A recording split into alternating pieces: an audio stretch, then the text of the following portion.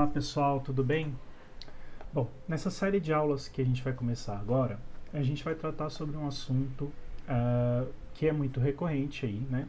Que são conjuntos e funções, tudo bem? Então, nós vamos começar aqui realmente bem básico, né, nos conjuntos, o que são as primitivas aí que envolvem conjuntos. Nessa primeira aula, inclusive, a gente vai conversar sobre essas primitivas, a gente vai conversar sobre as notações que a gente tem de conjuntos e uma representação gráfica de um conjunto. Tudo bem? Então vamos lá, vamos começar. Bom, as primitivas que envolvem conjuntos são basicamente conjuntos, o que são conjuntos, o que são elementos e o que é, na verdade, a pertinência. Tudo bem? Muito bem. Então vamos lá. Bom, o que é um conjunto? Um conjunto é um agrupamento de coisas, certo? Que seguem uma regra definida. Então, por exemplo, se eu disser para vocês que eu tenho um conjunto das vogais, eu estou dizendo que eu quero listar para vocês as 5 vogais que a gente tem no nosso alfabeto. A, E, I, O e U, certo? Então, o conjunto das vogais ele é composto por essas 5 vogais, tudo bem? Bom, um conjunto, então, ele é sempre composto por algo, né? Ele é sempre composto por alguma coisa, e essa alguma coisa são os elementos, tudo bem? Então, nossa segunda primitiva aqui, que são os elementos, são as coisas, né? São os objetos que compõem esse conjunto, que se agrupam para formar esse conjunto, tudo bem? E aí, a gente tem uma notação que a gente diz que o elemento A pertence ao conjunto das vogais. O que isso quer dizer? Isso quer dizer que ele está lá dentro desse conjunto, certo? E aí a gente tem esse conceito aqui de pertinência. Um elemento pertence ao conjunto. Então, sempre que a gente tem um conjunto, a gente tem elementos, e esses elementos, eles têm essa propriedade de pertencer ao conjunto. Tudo bem? E aí, essa propriedade a gente chama de pertinência. Ok? Vou dar outro exemplo aqui. Por exemplo, o conjunto dos números ímpares, que é composto aí por 1, 3, 5, 7, 9, 11 e assim por diante, certo? Então, o conjunto dos números ímpares, ele tem alguns elementos, alguns infinitos elementos, e esses elementos, eles pertencem a esse conjunto, certo? Bom, um conjunto, ele pode pertencer a outro conjunto.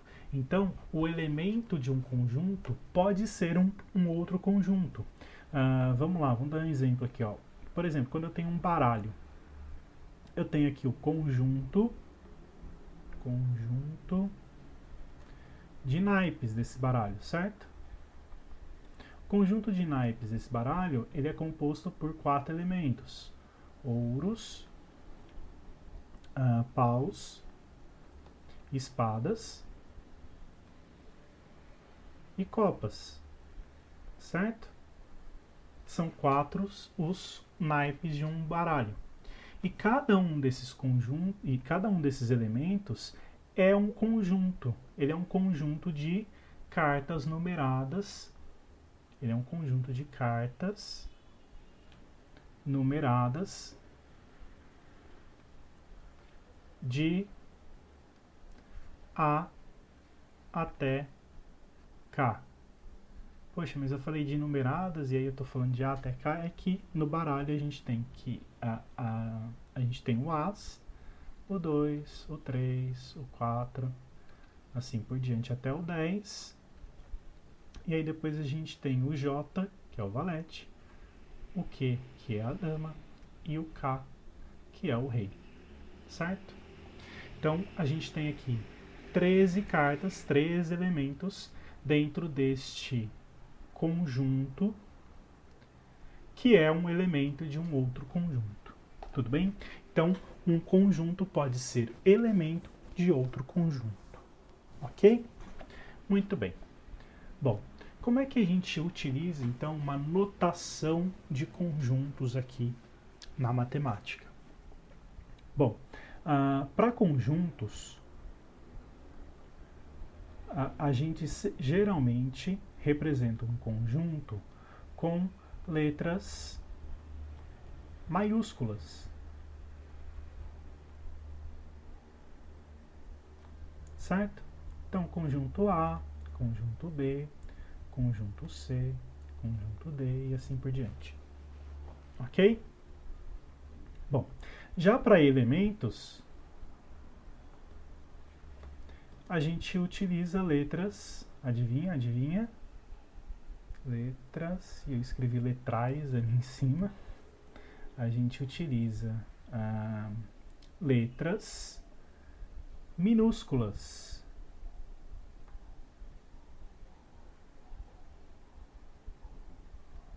Certo? A, B, C, D, E e assim por diante. Tudo bem? Bom, e aí como é que a gente representa, como é que a gente anota a pertinência? Bom, a pertinência ela vai funcionar da seguinte maneira. Vamos supor que a gente tem o conjunto A e o elemento... Vou escrever eles aqui, né? Conjunto A e o elemento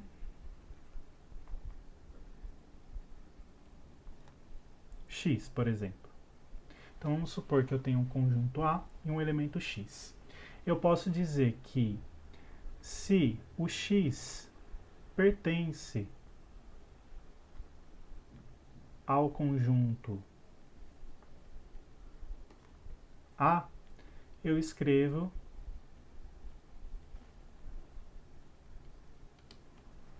X pertence ao A. Perceba que a gente vai utilizar esse símbolozinho aqui, ó. Esse símbolozinho não é um E, tá? O meu E, se vocês forem ver aqui, ele é bem quadradinho. Então, esse símbolo aqui é um símbolo de um E meio arredondado, assim, ó. Esse E meio arredondado, ele é o símbolo de pertinência. Então, quando eu olho isso daqui, eu leio o seguinte: X pertence ao A, certo? Ao conjunto A. E aí, a gente tem um outro símbolo para quando o X não pertence ao conjunto A. A gente escreve o quê? Que o X não pertence, e aí é o mesmo símbolo Ezinho arredondado, com um corte ao A, certo? Então essa aqui é a anotação que a gente utiliza para pertence e não pertence. A gente utiliza para pertinência esses dois conceitos de pertencer ao conjunto e não pertencer ao conjunto. Tudo bem? Bom, a gente tem uma maneira de representar graficamente um conjunto. Como é que eu represento graficamente um conjunto? Eu posso desenhar aqui um círculo ou uma estrutura fechada aqui e colocar pontinhos lá dentro, certo? E aí os pontinhos são a representação de um elemento e essa linha fechadinha aqui é a representação do conjunto, tudo bem? Eu vou apagar aqui que eu vou fazer mais bonitinho aqui.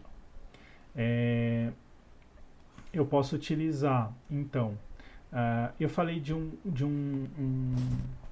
uma linha fechada, né? Você pode representar, então, por uma linha fechada na forma de um círculo, certo? E aí eu posso utilizar um círculo para representar o meu conjunto. O meu conjunto A pode ser representado pelo círculo. E aí os meus pontinhos lá dentro são elementos que eu vou chamar de A, B, C, por exemplo. E se eu tiver um pontinho fora aqui? Significa que esse elemento está fora desse conjunto, ou seja, ele não pertence a esse conjunto. E aí eu posso escrever, a partir dessa representação aqui, que o A pertence ao conjunto A, o B pertence ao conjunto A e o C pertence ao conjunto A. Porém, o D ele não pertence ao conjunto A. Então, com essa representação aqui, ó, que a gente chama de representação de Euler-Venn, a representação de Euler-Venn é um círculo com as bolinhas lá dentro. Então, a representação de Euler-Venn, com essa representação eu consigo dizer, ó, o elemento A pertence ao conjunto A, o elemento B pertence ao conjunto A e o elemento C pertence ao conjunto A. Já o elemento D, ele não pertence ao conjunto A.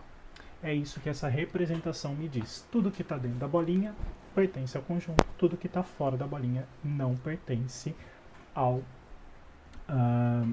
conjunto. Tudo bem? Bom, nessa primeira aula, então, a gente deu alguns conceitos bem básicos aí de conjuntos. Eu espero que vocês tenham entendido e a gente se vê na próxima aula para falar sobre outras representações de conjuntos.